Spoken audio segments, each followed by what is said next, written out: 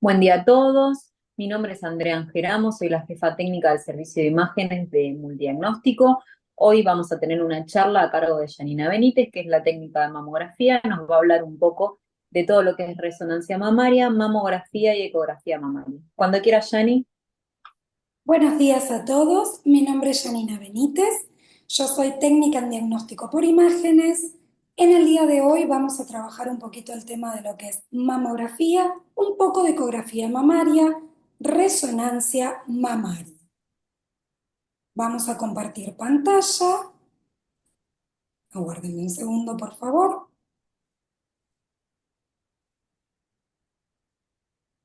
Muy bien, perfecto. No les comenté, pero yo soy especialista en mamografía, densitometría ósea, resonancia magnética y tomografía computada, certificada por el Hospital Militar. Dicho esto, les voy a contar un poquito el temario que vamos a trabajar en el día de hoy. Vamos a ver mamografía, cuándo y por qué se solicita. Vamos a ver el autoexamen, qué es necesario saber del autoexamen, que nos vamos a estar realizando todos los meses. Vamos a ver lo que es planilla técnica, cuando viene el paciente al consultorio, qué es lo que debemos completar en la planilla, qué es relevante que el médico sepa del paciente. Vamos a hablar del screening mamario, que es la mamografía, su estudio completo, de proyecciones adicionales, los tipos de silicona, la ubicación de la silicona y la técnica de ECLUM, que es una proyección que utilizamos para evaluar no solo la prótesis mamaria, sino el tejido glandular. Vamos a estar hablando superficialmente de lo que es ecografía mamaria, para que sepan por qué es complementaria de la mamografía. Entramos en resonancia mamaria, el cuándo y el por qué se solicita, los protocolos, los posicionamientos y sus bobinas, las secuencias de parénquima mamario y de prótesis mamaria, los posibles hallazgos dentro de una resonancia mamaria, algunos casos clínicos que nos han tocado para que ustedes estén empapados desde que inicia el paciente a cómo concluye, y les vamos a estar presentando nuestro nuevo mamógrafo. Muy bien, comencemos por lo básico. ¿Qué es una mamografía? Una mamografía es la exploración radiológica de la mama para encontrar algún tipo de anomalía, cáncer o tumor mamario. Pero, ¿por qué y cuándo es necesario hacerse una mamografía? Para ahondar sobre este tema, me gustaría que tengan algo presente para que fijen concepto.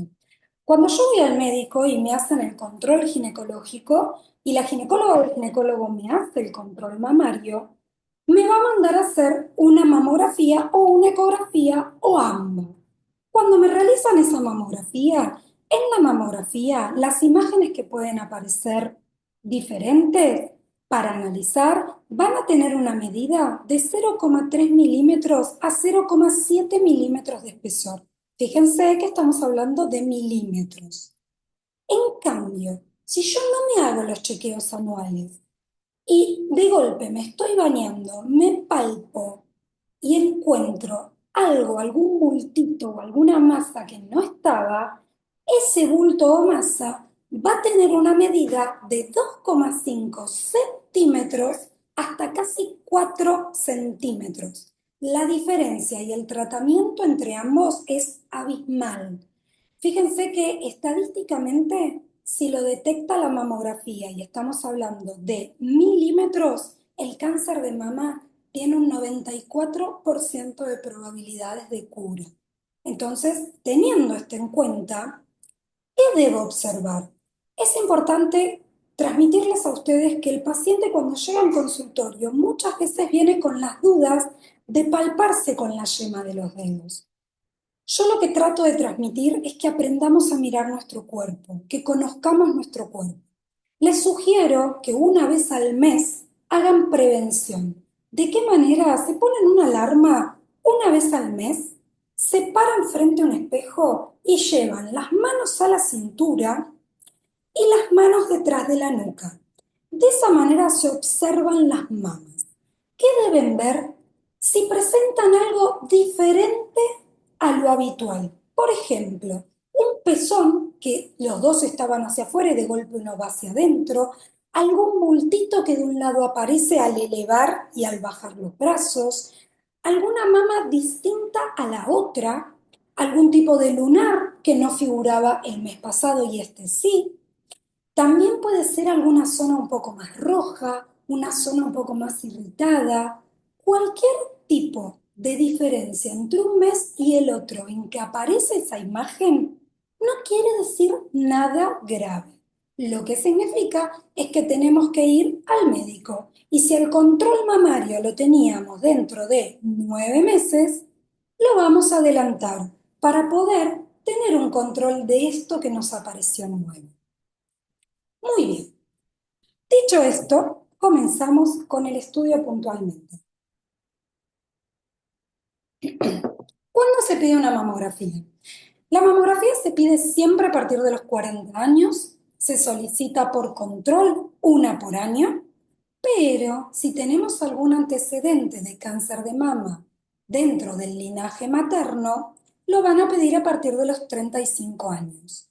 ¿Qué va a detectar la mamografía? La mamografía puede detectar macrocalcificaciones o microcalcificaciones, alguna asimetría glandular, alguna presencia de masa o bulto, esto que les nombraba anteriormente, o también puede detectar una diferencia en la arquitectura mamaria. ¿Qué significa esto? Que todo el tejido mamario está normal, pero de golpe en una zona hay una diferencia del tejido mamario, pero no tiene bordes, no es una masa. Entonces van a analizar puntualmente ese tipo de tejido. ¿Qué debemos tener en cuenta cuando el paciente ingresa en consultorio? Fundamental, el concepto que les tiene que quedar es que nosotros somos los ojos del médico. Cuando el paciente llega al consultorio, tenemos que tratar de llevar la entrevista de una manera que el paciente nos pueda transmitir las situaciones que estuvo pasando a nivel de las mamas. Entonces, se va a tratar de llevar al paciente a que se relaje y pueda expresar todos sus antecedentes y sus situaciones con sus mamas. Y además, debemos marcarlo en planilla técnica. Es importante consultar si toma medicación hormonal, ya sea anticonceptivos o medicación para las tiroides, si tiene algún antecedente del linaje materno de cáncer de mama. En el caso de que ya haya sido operada de cáncer de mama, es importante marcar tanto en ficha técnica, fíjense que acá tenemos el dibujo, como en la mama de la paciente con hilo metálico, donde tiene su cicatriz. ¿Por qué es importante esto? Porque de esta manera la paciente, cuando le hagamos la mamografía, el hilo metálico nos va a marcar la zona en la que tiene la cicatriz, porque pueden generarse algún tipo de microcalcificaciones alrededor de la cicatriz o puede haber alguna recidiva tumoral para seguir analizando. También es muy importante marcar en las mamas cuando tiene algún tipo de nebus o lunar o cuando tiene alguna verruga. Luego les voy a explicar por qué es tan relevante. Lo que yo necesito que entiendan es que es importante marcarlo sobre la mama que lo vemos. Vamos a observar el dibujo. Fíjense que acá tenemos mama derecha y mama izquierda.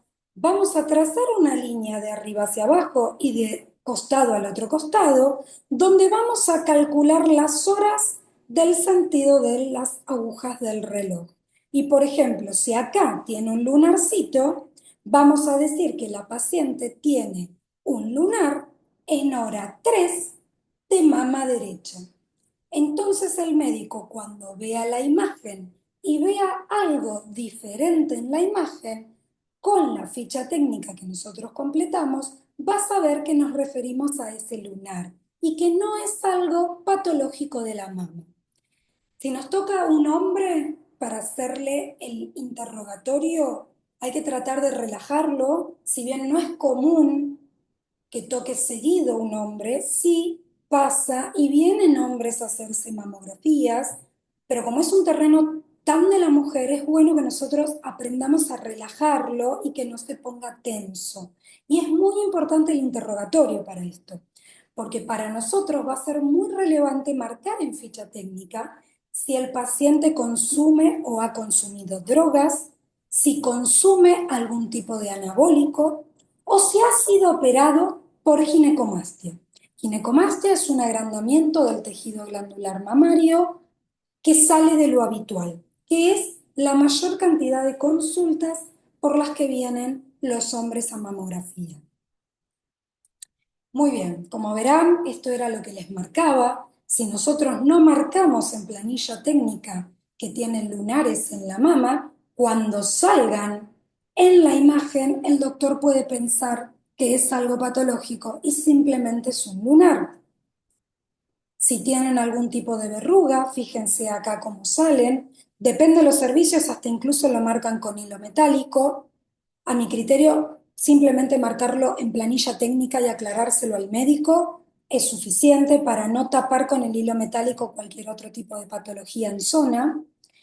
Entonces, de esta forma, evitamos malas interpretaciones. ¿Qué tenemos que tener en cuenta que observa una mamografía, un screening mamario completo? Vamos a tener dos proyecciones que son el par radiológico. Vamos a tener la proyección cráneo-caudal y la proyección medio-oblicua lateral. Nuestra proyección cráneo-caudal nos va a permitir visualizar el cuadrante externo de la mama y el cuadrante interno de la mama. Nuestra proyección medio-oblicua lateral nos permite observar los cuadrantes superiores con el músculo pectoral y los cuadrantes inferiores. De esta manera y con estas dos proyecciones vamos a tener la mama observada en su totalidad. También es importante saber que a nivel clínico y médico se divide la mama en planos anterior, medio y posterior, tanto en las observaciones craneocaudales como en las medio oblicuolaterales. ¿Y por qué es importante saber todo esto? Porque la mama tiene distintos tipos de densidades. Tengan en cuenta que a nivel médico se unificó el criterio para que todos podamos hablar de una escala de tejido mamario de menos denso a más denso. Esta escala se divide en 4 características. Tenemos la A, la B, la C y la D. A rasgos generales y como para que tengan un parámetro, las mamas predominantemente A y B suelen ser mamas más añejas.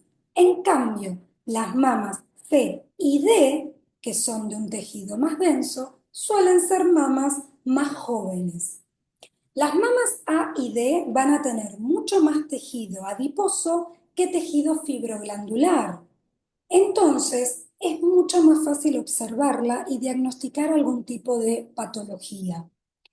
Fíjense que las mamas A y B van a tener estadísticamente entre un 25 hasta casi un 50% de tejido entre glandular y adiposo.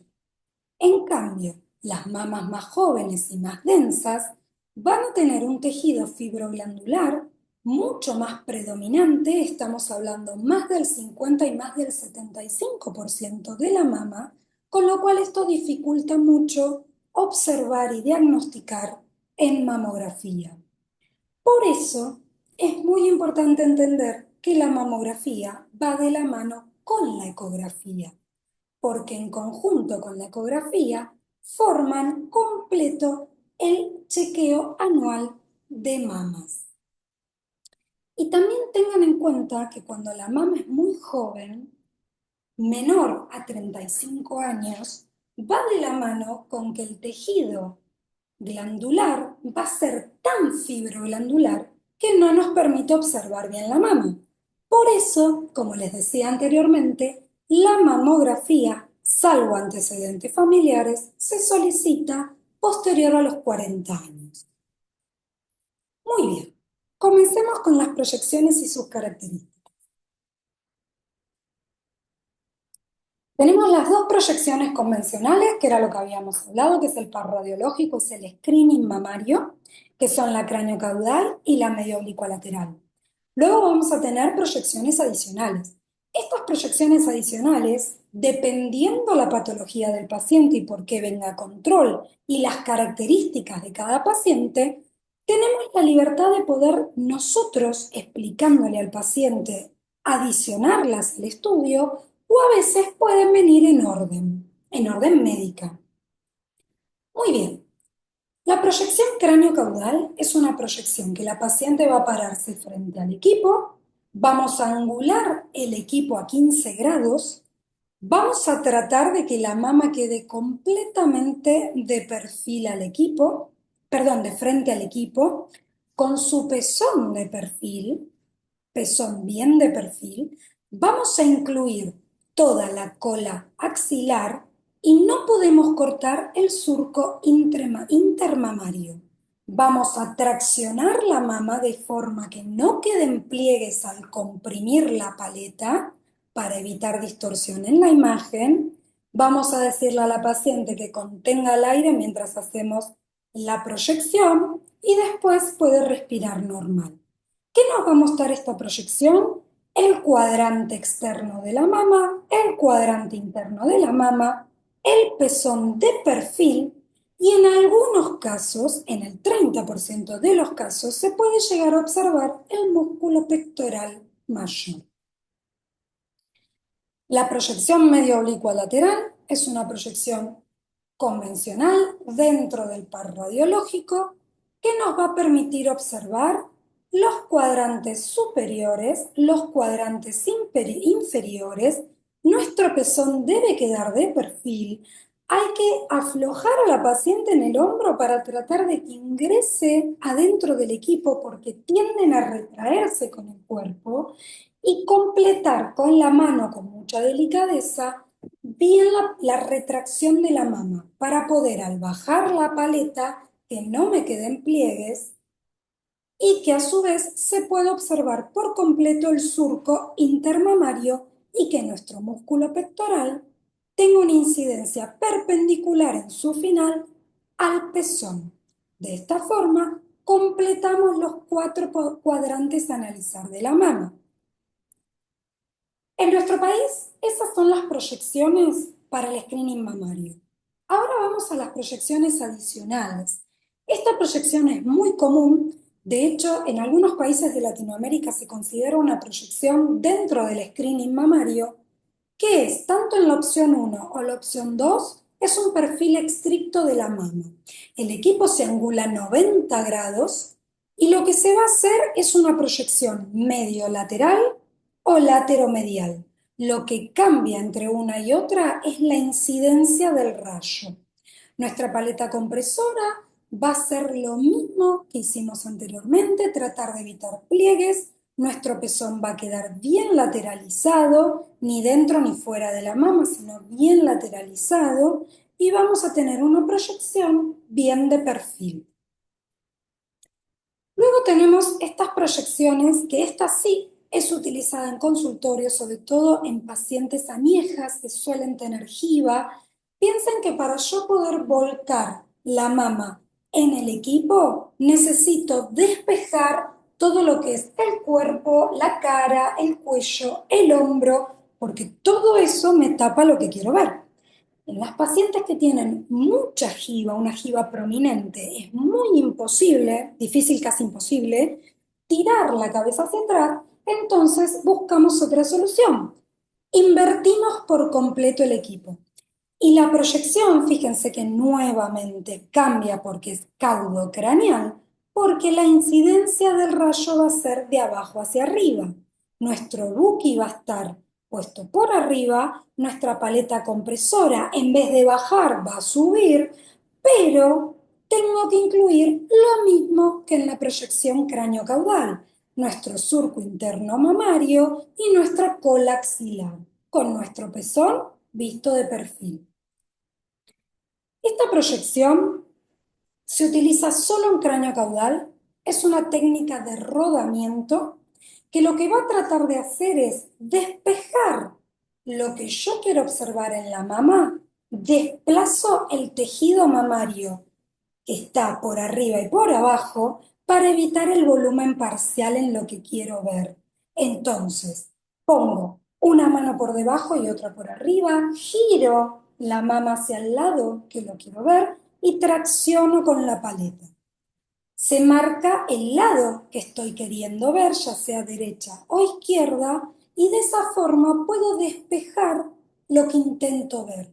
Entiendan que en mamografía es mucha superposición de tejido.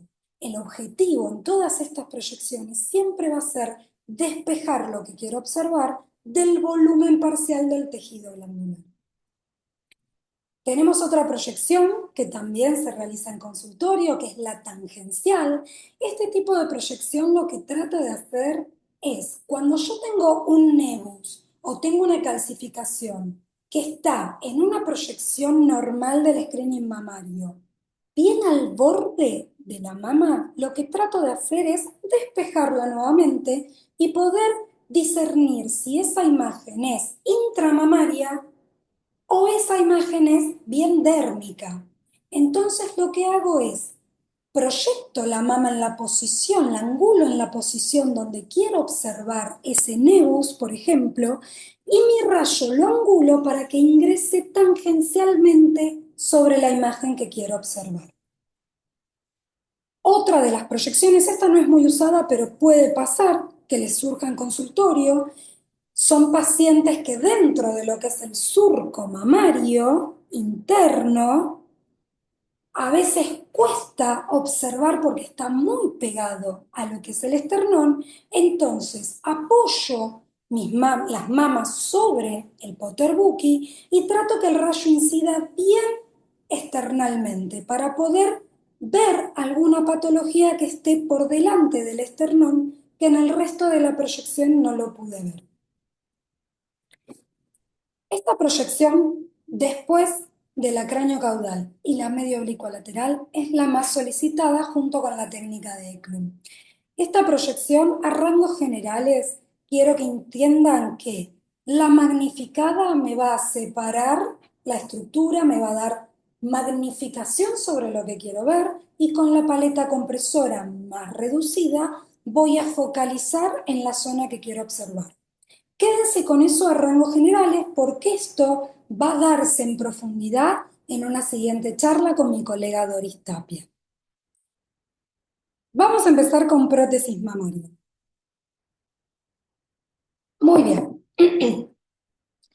Tenemos dos tipos que se usan en la actualidad de prótesis mamaria. Tenemos el gel siliconado, que su cubierta externa es bien de silicona, pero su interior es un gel sólido, y tenemos las prótesis de solución salina, que si bien su cubierta externa es siliconada, internamente está compuesta por agua estéril. Tenemos dos formas de colocar la prótesis mamaria. Puede ser delante del músculo o puede ser detrás del músculo pectoral. Hoy en día, la mayoría de los pacientes que yo atiendo lo tienen delante del músculo pectoral. Vamos a ver un poquito pro y contras. La realidad es que si se lo coloca detrás del músculo pectoral, la mama tiene muchísimo menor cantidad de incidencias de roturas, el tejido mamario es muchísimo más perceptible, se puede hacer mucho más fácil una mamografía, porque al retraer el tejido mamario lo podemos observar mucho mejor, la mama queda más protegida.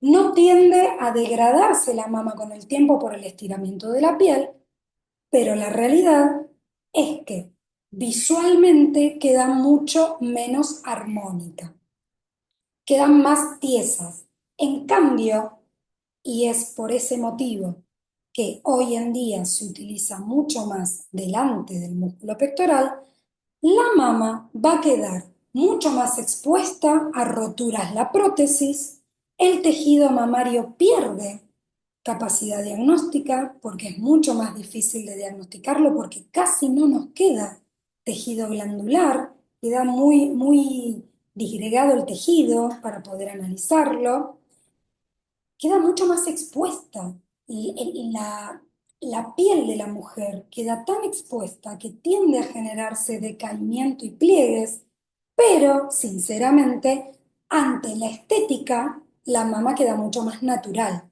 Por eso se utiliza mucho más ese tipo de colocación.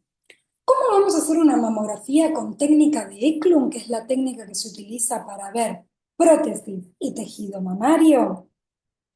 Te van a realizar las proyecciones convencionales, que son la craneocaudal y la medio oblicuo-lateral. La diferencia que tienen es que primero vamos a hacer las 4 proyecciones de cada mama, incluyendo la prótesis mamaria, para poder observar toda la circunferencia de la prótesis mamaria.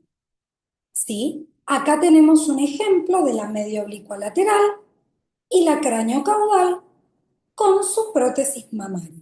El tema es que para poder observar la glándula mamaria, el tejido mamario restante, queda muy disgregado lo que yo quiero observar. Entonces se utiliza la técnica de Eklund.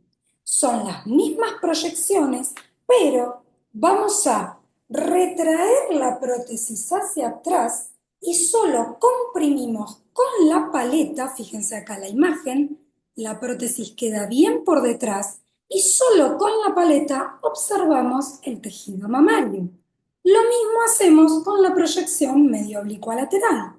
Aquí tenemos la proyección medio oblicuo lateral con prótesis y acá retrayendo la prótesis para poder ver con mayor nitidez el tejido mamario. Igualmente, siempre se piden, cuando tienen mamografía con prótesis, ecografía mamaria. Lo ideal sería que se pida siempre para todo control porque son complementarios y no sustitutivos. Pero a veces no pasa, lo ideal no existe. En cambio, cuando vienen con prótesis mamaria, 98% se hace en la ecografía mamaria. ¿Por qué? Una ecografía mamaria es una ecografía en la que se usa un transductor con ondas sonoras que devuelven una imagen. De esta forma, la ecografía, ¿qué nos va a brindar? Nos va a brindar información desde otro equipo para ver el mismo tejido mamario. Y por ejemplo, algo habitual que se detecta en ecografía, que en mamografía no, son los quistes mamarios, que son quistes líquidos. ¿Sí? Acá se los hice con una flechita para que tengan la diferencia. En cambio, los nódulos mamarios son nódulos sólidos. Incluso en este caso presenta sombra acústica, que el quiste no. Por eso es importante hacerlos en conjunto. Otra de los diagnósticos que nos puede dar la ecografía son los fibroadenomas, que también son nódulos pero benignos, algún tipo de lipoma que puede aparecer.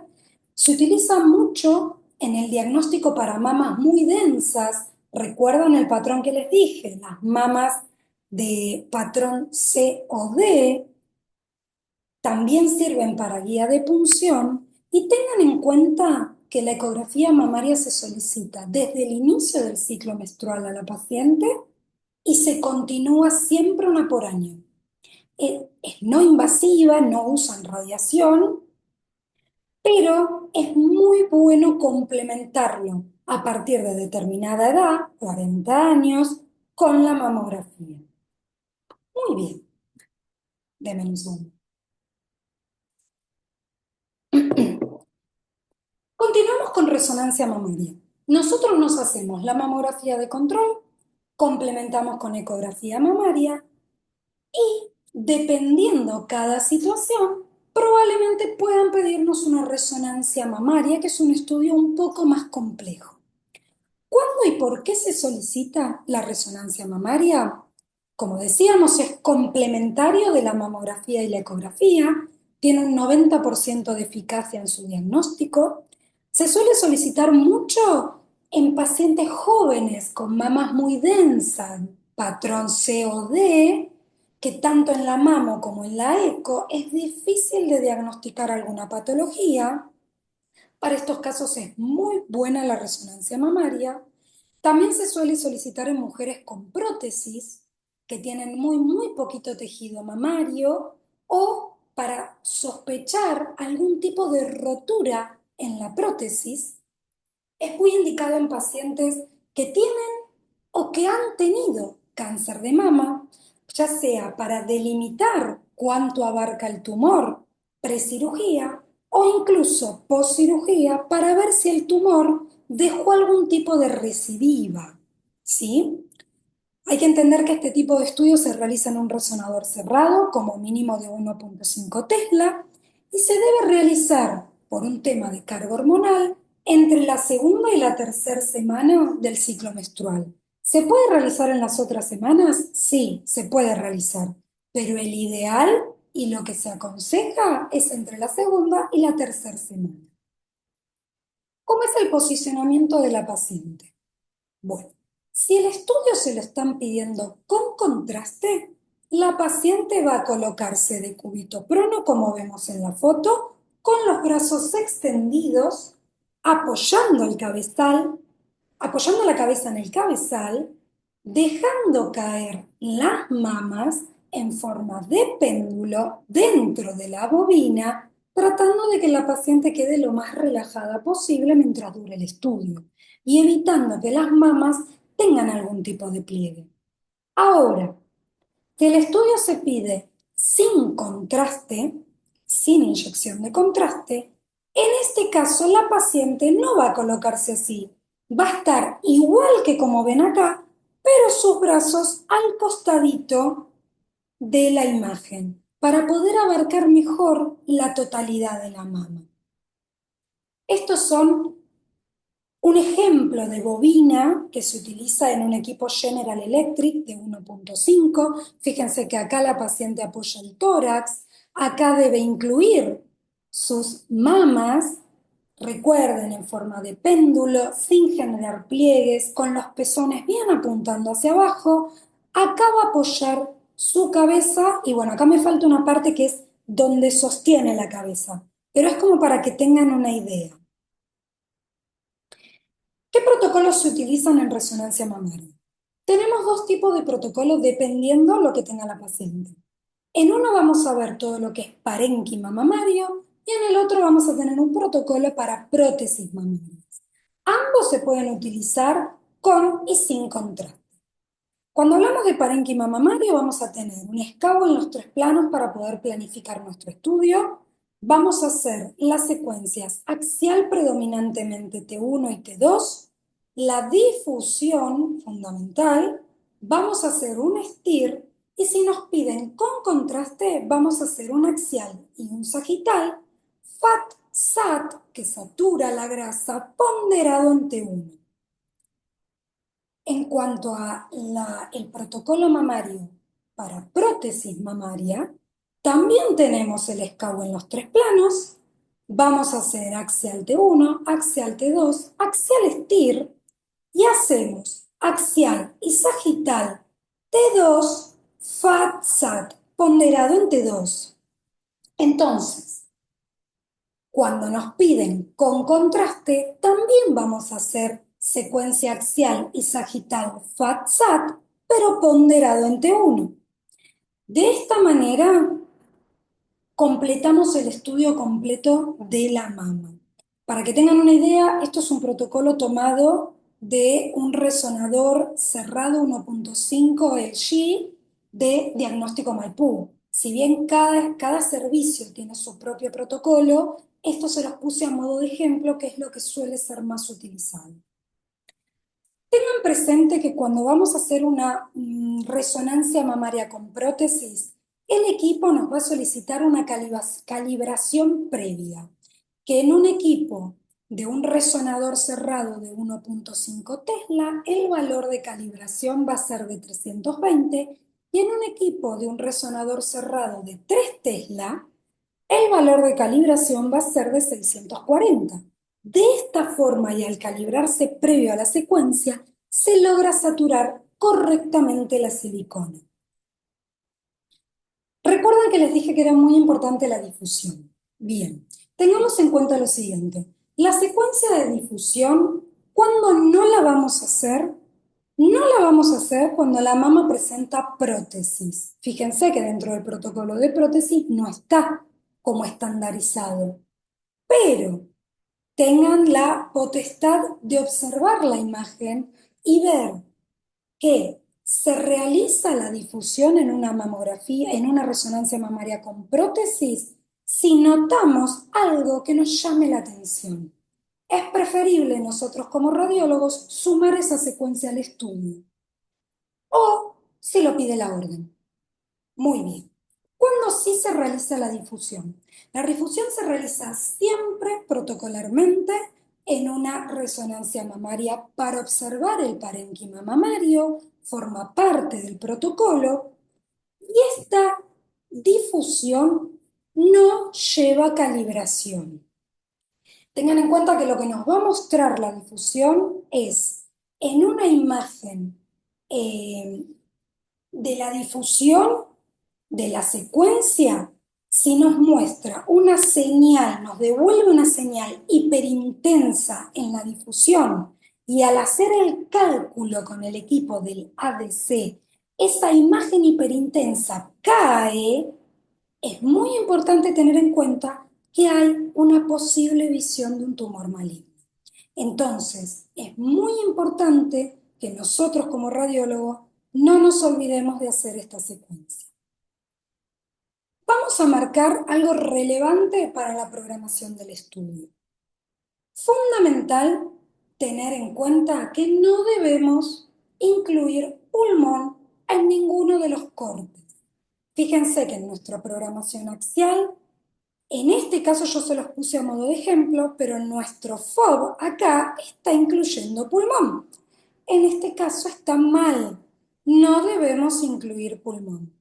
Tenemos que planificar nuestros cortes axiales desde los planos coronales y sagitales y siempre le vamos a agregar el shimming.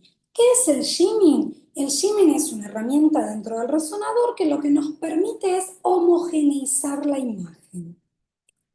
En una programación de una secuencia sagital, siempre vamos a empezar por la mama derecha y continuamos por la mama izquierda. Fíjense que acá el FOB también está abarcando pulmón, acá iría nuestro FOB, y también vamos a incluir el shimming para homogeneizar la imagen.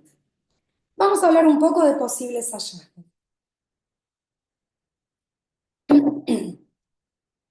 Las prótesis mamarias pueden tener diferentes características y comportarse de diferente manera ante algún tipo de rotura, dependiendo de cómo estén compuestas.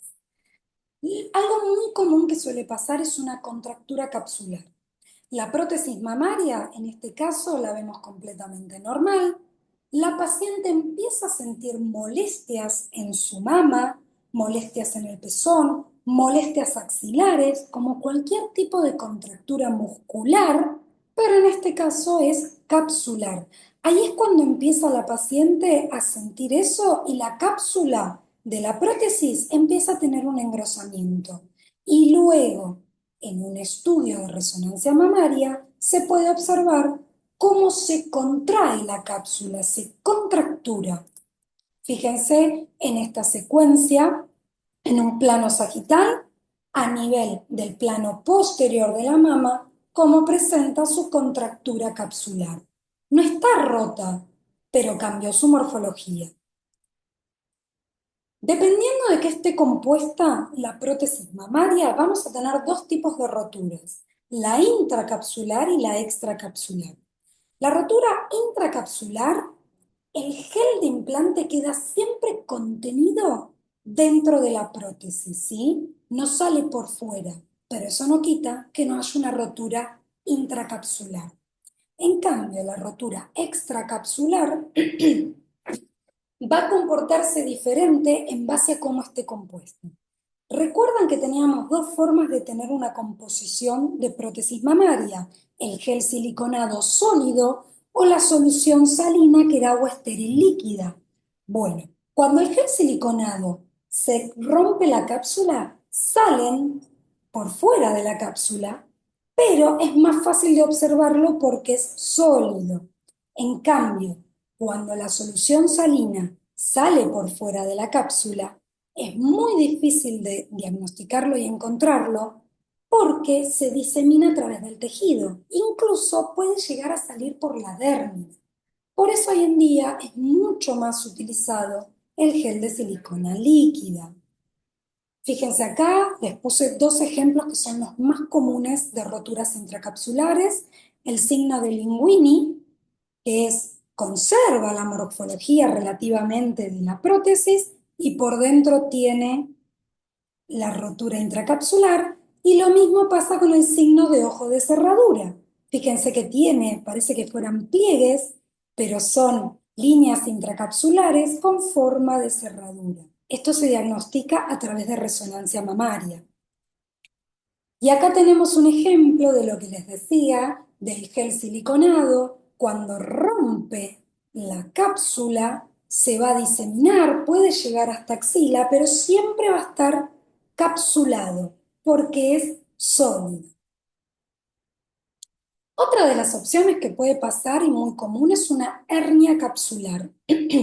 Como cualquier hernia, lo que hace es, si bien no sale por fuera de la prótesis, fíjense que no se escapa el fluido, pero sí nos va a mostrar una distorsión en la morfología.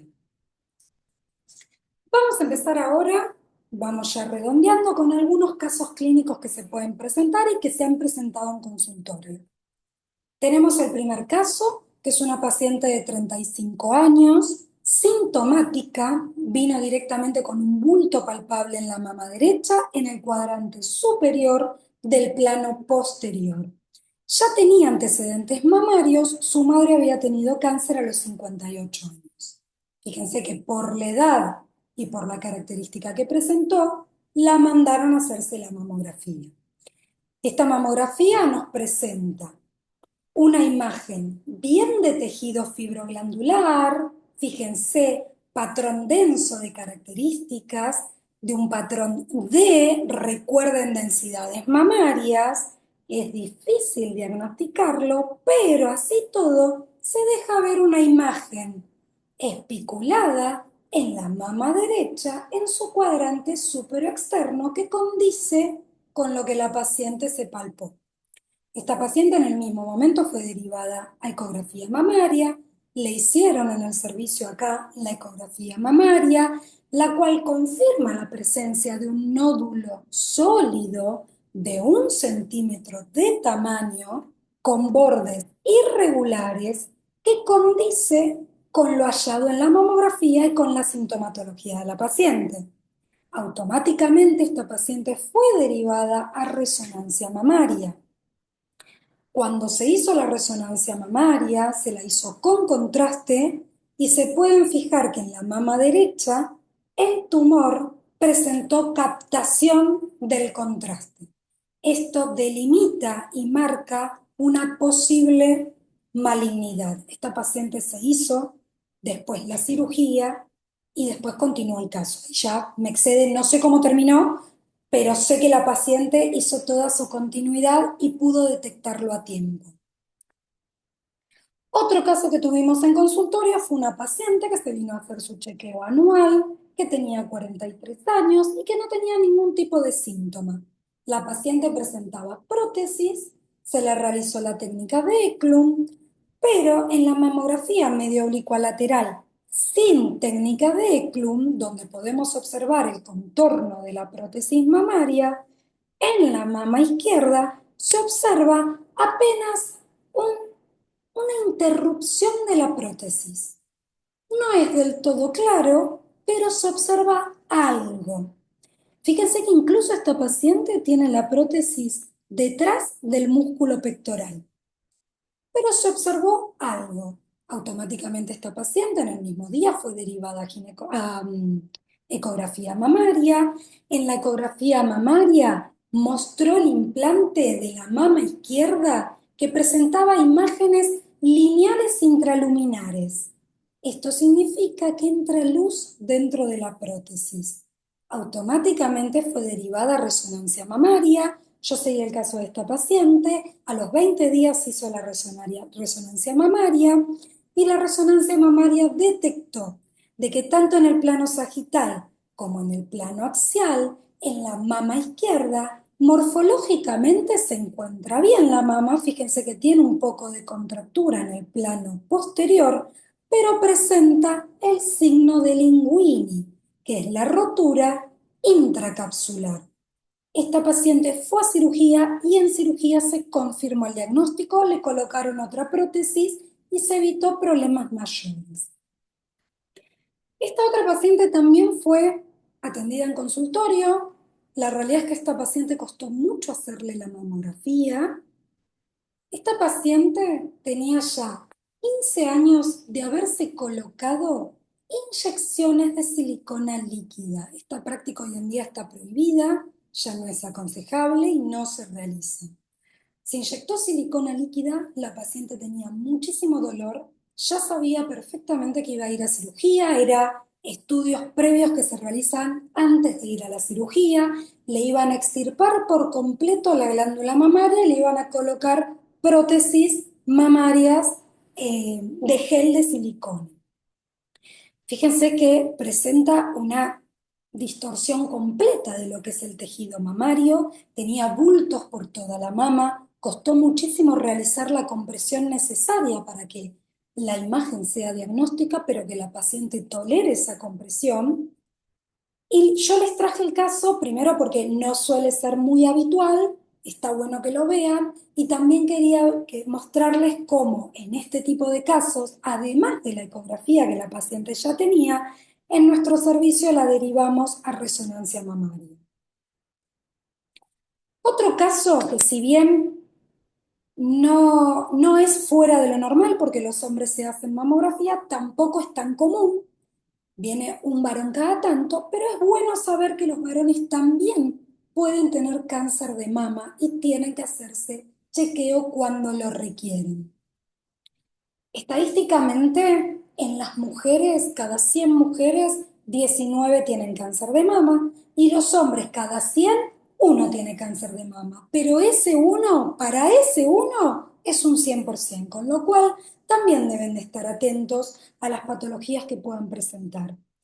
La sintomatología es la misma que la mujer, aumento de tamaño de la mama uniobilateral, masa palpable dolorosa o no, dolor retroareolar, secreción en el pezón, alguna ulceración de la piel, algún ganglio axilar que se sientan agrandado y también nos suelen pedir por ginecomastia. Ginecomastia es uno de los diagnósticos más comunes en varones, es el agrandamiento excesivo de la glándula mamaria, normalmente asociado con consumos hormonales. En este caso, este paciente vino por este diagnóstico de ginecomastia, la glándula estaba agrandada y lo que les quería mostrar, fíjense que se hacen las proyecciones convencionales, el screening mamario, también se le hace ecografía mamaria y lo que les quise traer de este caso es que nuestro médico informante lo que hizo fue confirmar el diagnóstico de ginecomastia. Este es otro de los casos que tuvimos en consultorio, que es una paciente que ya sabía ella que venía con su diagnóstico de neurofibromatosis. Es muy importante que estos casos tan particulares al médico se lo pongamos en ficha técnica, porque si no el médico se encuentra con esta mamografía y no va a lograr entender qué pasó en el medio. Por eso es tan relevante que nosotros seamos los ojos del médico. Además de marcarlo en ficha técnica, hay que tener cuidado con esta paciente porque también presenta dolor y los bultos son excesivos, son pequeños tumores o grandes tumores que crecen en la mama y en todo el cuerpo que también pueden generar distorsión en imagen. Hay que ser muy preciso al bajar la paleta. Otro caso que suele pasar en consultorio y que me ha pasado es el caso F, que es el caso de piel de cristal. Les comento un poco, esta patología se llama epidermolisis bulosa, también conocida como piel de cristal, es una enfermedad no contagiosa caracterizada por la formación de ampollas y heridas en la piel o la mucosa. Esta paciente vino a un consultorio y para que tengan una idea del grado que tenía, que era tipo 1, que inicia desde chiquita, esta paciente no podía ni meter la mano dentro del sobre para mostrarme los estudios anteriores porque la piel se le desgarraba con solo el roce del sobre. Imagínense esto mismo cuando tuve que bajar la paleta de compresión. Para que tengan un parámetro, yo siempre desinfecto el equipo entre paciente y paciente, pero al hacer cada una de las proyecciones no. En cambio, en esta paciente tuve que tener extremo cuidado de desinfección, no solo por el cuidado de la paciente, porque cada vez que comprimía la paleta le dolía y le escamaba la piel, sino que también porque ese tipo de piel queda en el Potter Bookie o en la paleta compresora y puede dar falsas imágenes o distorsionarla. Entonces hay que tener mucho cuidado con este tipo de pacientes, tenerle mucha paciencia, explicarle cómo es el estudio y obviamente ser lo más higiénico posible y avisarle al doctor en ficha técnica.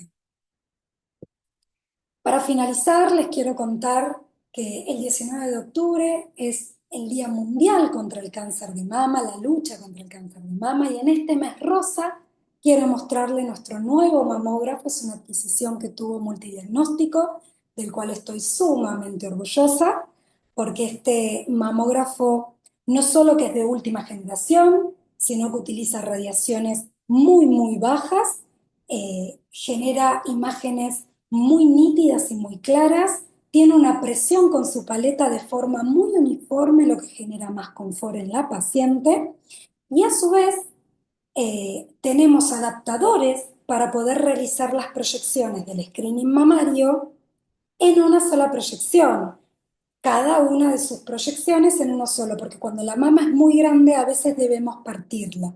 Entonces, de esta forma también cuidamos al paciente de su radiación. Nosotros tenemos lo que se llama el circuito de la mujer, donde vienen conmigo a hacerse primero la mamografía y en el mismo día, sin tener que salir de consultorio, pasan internamente por el cambiador, la doctora los está esperando para la ecografía mamaria y de esta forma, en menos de una hora, en el mismo día, se llevan su mamografía y su ecografía complementarias e informadas para su chequeo anual.